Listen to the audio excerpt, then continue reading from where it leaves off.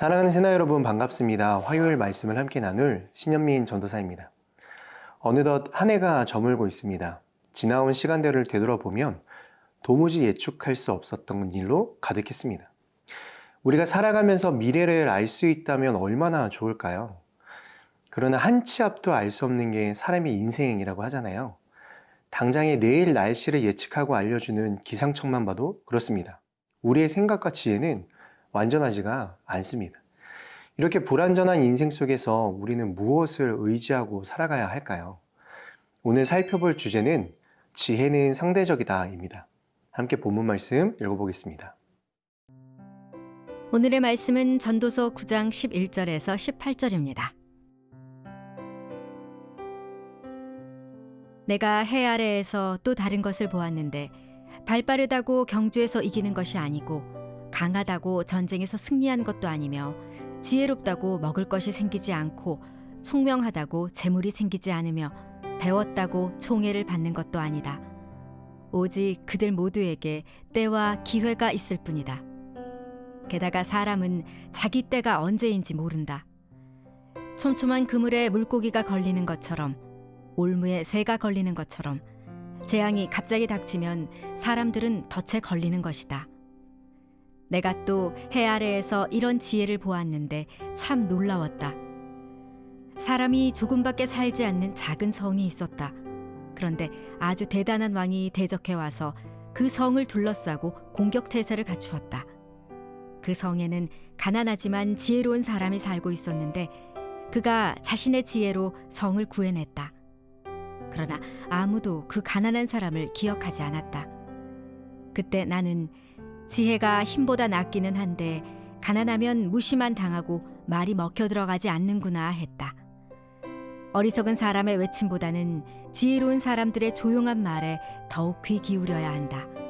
지혜가 전쟁의 무기보다 낫다. 그러나 죄인 한 사람이 많은 좋은 것들을 망치게도 한다. 11절 말씀 함께 읽겠습니다. 내가 해 아래에서 또 다른 것을 보았는데 발 빠르다고 경주에서 이기는 것이 아니고 강하다고 전쟁에서 승리하는 것도 아니며 지혜롭다고 먹을 것이 생기지 않고 총명하다고 재물이 생기지 않으며 배웠다고 총애를 받는 것도 아니다. 오직 그들 모두에게 때와 기회가 있을 뿐이다. 이 말씀은 한마디로 말해서 뛰어난 능력과 조건을 가진 사람이라고 해서 반드시 최고의 자리에 오르거나 승리한다고 말할 수 없고 또 부족하고 실력이 떨어진다고 해서 반드시 실패하는 법은 아니다라는 말입니다. 모든 것에는 때가 있고 또한 예상치 못한 변수가 작용하기에 누구도 승리를 장담할 수 없고 누구도 실패를 확신할 수도 없다는 것이죠. 이런 원리는 스포츠에서 쉽게 볼 수 있습니다. 이번 2022년 카타르 월드컵에서도 조별리그에 많은 이변들이 있었죠. 영원한 우승 후보라 여겨지는 독일이 조별리그에서 탈락했습니다. 피파 랭킹 2위 벨기에도 떨어졌죠. 강팀이라 여겨졌던 우리와 맞붙은 우루과이가 떨어졌습니다. 반면 6%의 우승 확률을 뚫고 대한민국은 16강에 올라갔죠. 너무 행복했습니다. 이와 같은 일들은 이 세상에는 성공과 좌절, 승리와 실패에 절대 원칙이 없으며 그 누구라도 자신 있게 무언가를 장담할 수 없다는 것을 보여줍니다. 열심히 노력하고 수고하며 산다 해도 모두가 성공하거나 승리하는 것은 아니라는 말입니다. 그렇다면 우리는 이런 세상 속에서 어떻게 살아가야 할까요? 내가 아무리 노력해도 내 뜻대로 되지 않으니 노력해서 뭐 하겠어? 하는 자포자기로 허무주의, 염세주의에 빠져 방종한 삶을 살아가야 할까요? 성경은 우리에게 어떻게 살라고 권면하고 있을까요? 누가복음 27장 말씀입니다. 너희는 스스로 주의해서 방탕함과 술 취함과 생활의 염려로 너희 마음이 짓눌리지 않게 하라. 뜻밖의 그날이 갑자기 너희에게 덫과 같이 닥치지 않게 하라. 그날은 온 땅 위에 사는 모든 사람들에게 닥칠 것이다. 그러므로 너희는 앞으로 일어날 이 모든 일을 피하고 또 인자 앞에 설 수 있도록 기도하면서 항상 깨어 있으라. 아멘. 사랑하는 새나 여러분, 노력과 성공에 집착하는 허무한 인생, 한 번의 승과 한 번의 패에 좌지우지되는 삶을 살아가지 마십시오. 우리 앞에 있는 죽음, 그리고 그 이후의 삶을 기억하며 영적으로 날마다 깨어있는 삶, 다시 오실 예수님을 바라보며 살아가는 저와 여러분의 삶이 되기를 주님의 이름으로 축복합니다.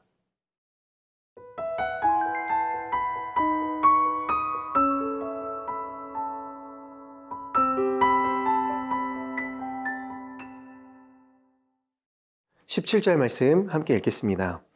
어리석은 사람의 외침보다는 지혜로운 사람들의 조용한 말에 더욱 귀 기울여야 한다. 전도자가 이 사건을 주목한 이유는 성읍에 사는 가난한 지혜자 때문입니다. 15절, 16절을 보면 마치 국가대표 선수단과 동네 초등학교 학생들의 경기처럼 뻔했던 결과가 뒤집혀졌습니다. 그는 원래 멸시받았지만 지혜의 말로 성을 구했습니다. 구약 성경에 나오는 요나 잘 아시죠? 요나가 하나님의 말씀을 거부하고 물고기 뱃속에 들어갔다가 3일 만에 나와서는 회개하고 니느웨로 갔습니다. 니느웨는 큰 성이어서 3일 동안 걸어야 했죠. 그런데 겨우 하루 동안 하나님 앞에 회개할 것을 외쳤는데 이거 반응이 심상치가 않았습니다. 니느웨의 왕과 온 성이 모두 회개한 것이죠. 그 결과 하나님의 심판이 니느웨를 지나가게 되었습니다. 요나의 회개하라는 지혜로운 말 덕분이었습니다. 누가복음 19장에 보면 예수님은 화려한 성 예루살렘의 타락을 경고하시고 멸망을 예고하셨습니다.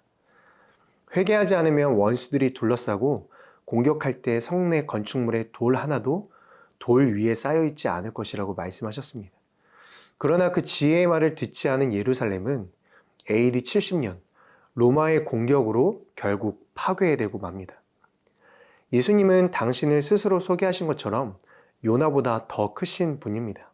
또한 예수님은 지혜의 왕으로 대표되는 솔로몬보다도 더 크신 분이십니다. 왜냐하면 예수님은 그들에게 메시지를 주신 분이시기 때문이죠. 보라, 내가 택한 내 종, 내가 사랑하는 자, 내가 그를 기뻐한다. 내가 내 영을 그에게 주리니 그가 이방의 정의를 선포할 것이다. 그는 다투지도 않고 울부짖지도 않을 것이니 아무도 길에서 그의 음성을 듣지 못할 것이다. 예수님은 큰 소리를 내지 않았음에도 그 말이 어떤 권세 있는 자의 말보다 능력이 있고 생명력이 있었습니다. 그래서 수많은 무리가 따르고 예수님의 말씀을 듣고자 산이며 들이며 바다로 몰려드는 기적이 일어날 수 있었습니다. 참 지혜란 이처럼 놀라운 힘과 능력이 있습니다. 사랑하는 새나 여러분, 예수님은 우리의 미래를 아시고 주관하시는 가난한 지혜자이십니다. 우리의 삶의 모든 것이 그분께 있습니다. 오늘도 그분의 말씀에 귀를 기울여 보십시오. 그분의 지혜를 순종하며 따라 보십시오. 이것이 복 있는 자의 인생입니다. 모든 만물을 창조하신 능력과 지혜의 하나님, 오늘 제 하루가 세상의 지혜가 아닌 영원하신 하나님의 지혜를 구하고 깨닫고 적용하며 살아가는 하루가 되게 인도해 주세요. 예수님의 이름으로 기도드립니다. 아멘.